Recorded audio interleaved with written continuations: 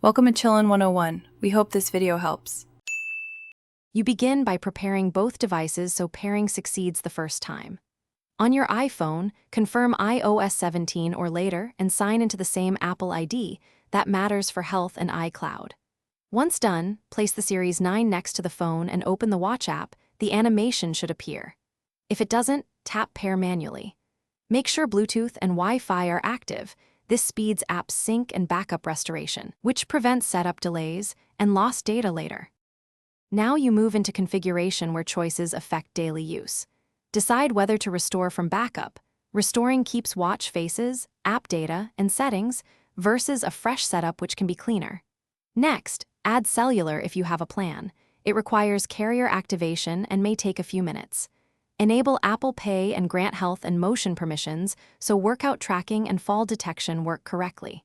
Finally, choose watch faces and complications that show the data you use most. This saves time later. Finish by ensuring software is current and functions respond as expected. Update Watch OS if prompted. Updates often fix bugs and enable features. Let app installs and health sync complete before intensive testing. You should place a test call, confirm notifications arrive, and run an ECG or workout to verify sensors.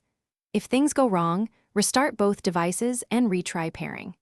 If that fails, sign out of iCloud on the iPhone, sign back in, and reattempt. This often resolves account or sync issues you might encounter. Thanks for watching. Consider subscribing if we helped you.